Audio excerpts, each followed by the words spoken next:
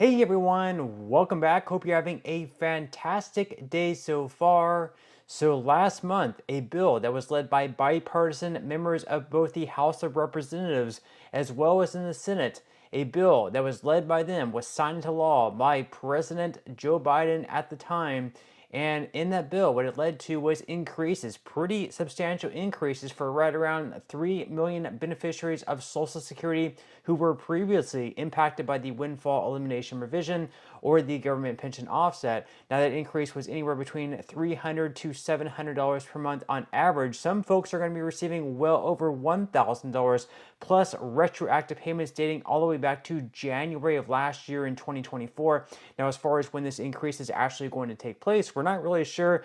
We did have the Social Security Administration come out just a couple of weeks ago or a week ago or so, and they said this increase may not actually take place until next year, which of course is still going to include those retroactive payments dating back all the way to last year. So it's going to be a couple of years of retroactive checks. So big payments either way are coming up for those.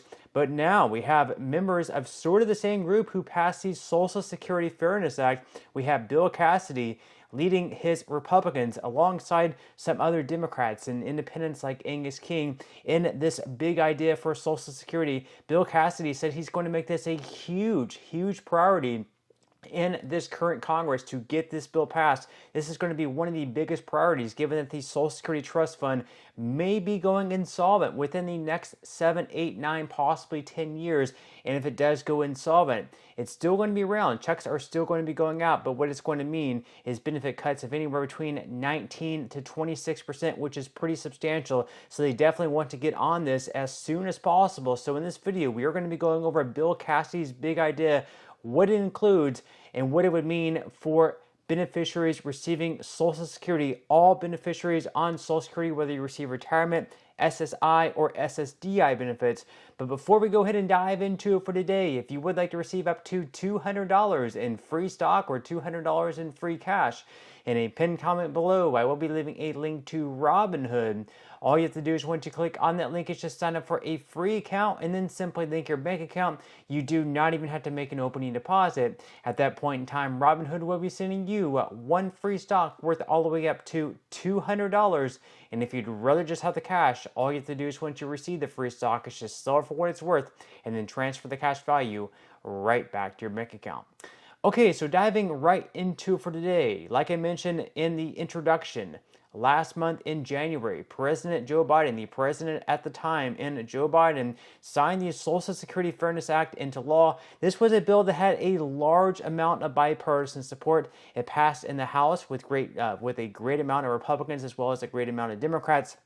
Both Democrats as well as Republicans loved it, both in the House as well as in the Senate. This was a bill they were trying to pass for around a decade or even more. What it did is it repealed the windfall elimination provision as well as the government pension offset. So if you worked like a public sector job and you received a pension, but then you also worked a private sector job as well, and you worked enough there to get enough credits to qualify for Social Security benefits, just because you're also receiving a pension, what your Social Security benefit normally would have been if you did not receive a pension was actually reduced by a great amount for some folks simply because they are also receiving that pension. So they were able to pass that bill. So what it's going to mean for right around 3 million beneficiaries of Social Security is a large increase for them, and plus retroactive payments dating all the way back to January of 2024. So that's obviously a very huge deal. Now we have Bill Cassidy, who is a part of he was a big part of the Social Security Fairness Act, one of the leaders of that bill.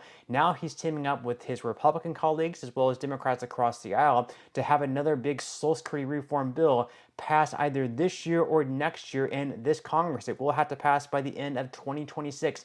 And in this big idea, what it would do is it would save Social Security. Basically, he would be investing $1.5 trillion over the course of 5 years into basically like the U.S. economy, so like stocks, real estate, things like that. And then, of course, that would compound over 70 years, and it would gain a pretty big return. Whereas right now in the trust fund, all we have this money in is basically like bonds and treasuries, which is only going to be yielding like 1 to 2%.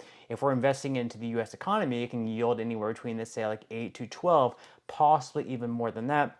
And then after 70 years, we'll be able to pay off all the debt and possibly even, if it's doing extremely well, we'll have to see, but it could mean a pretty big increase for people receiving Social Security benefits. So we're going to go ahead and watch this clip of Bill Cassidy sort of explaining his plan, and then we're going to come back to discuss it. Watch. So, Andy, should I talk about our solution now? Please. Or you tell? No, let's get to the fix. So many of you, all of you in that room know so much more about money than I do. I'm a gastroenterologist. What do I know? I can tell you some things I know, but it would make you maldigest your breakfast. But I remember having a conversation, and there had been an inversion of long-term yield over short-term yield during the Trump administration. And I asked one of you folks, what does that mean? And you explained it to me, and the light bulb went off. I said, wait a second. Maybe we could come up with an investment strategy that could actually pay off Social Security and, if you will, have a free lunch. Now that has evolved. That has evolved into what we currently are suggesting, which is to have an independent investment fund, independent of the Social Security Trust Fund, put $1.5 trillion in it over 5 years, and invest it in the broader economy. No longer only treasuries with low yield, but in the stock market, real estate, other things that would be managed by someone that would bid to manage one of these tranches of investment funds. If you do that, and you return all dividends and proceeds back to the investment fund for 70 years, 75 years, but you begin to borrow simultaneously to pay scheduled benefits, the so-called equity premium, the difference between the return on investment and the borrowing cost, will end up, by the rule of 12, compounding out, and you have this incredible, like, champagne glass type figure at the top, and it ends up paying, depending on how you do this, 70 to 85% of the unfunded accrued liability. It is the power of compounding, which I now, as a gastroenterologist, speak of routinely. And it is amazing. By the way, no labels, folks. Y'all have been fantastic. I've met with various members who would say, well, 20 years is the longest we've gone with the down market. And, and just little things that I presented that we've been able to take back and incorporate that wisdom, both in terms of how it works, but also how it's presented. We have a bipartisan plan. We have House members and Senate members, both parties, who are willing, even under a Trump presidency, because that tends to kind of set Democrats on edge, are willing to come together and try and pass this. And I can talk about more details, Andy, but this is something that we're going to introduce at the beginning of next Congress and try and push really hard at the very beginning.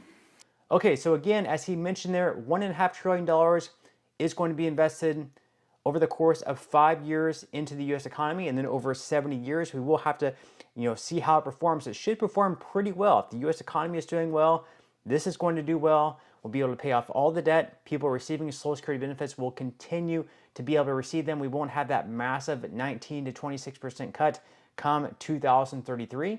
And it could also include increases as well. So that's going to be very huge. We won't have to raise like the full retirement age or anything like that unless the fund isn't doing that well. And if the fund is not doing well, they are going to have like back measures like possibly raising the full retirement age, possibly increasing taxes on those currently in the workforce. So like right now you're paying 6.2 to 12.4%. They might lift it up to like 7.2% and 14.4% just to ensure there is enough money to pay everyone out 100% of their benefits. But with that said, leave your thoughts and comments below. Are you a fan of Bill Cassidy's idea? Do you think it's too risky? Is this something that you would like for them to pass? Leave your thoughts and comments below. But that's all we have for today's video, and I will see you in the next one.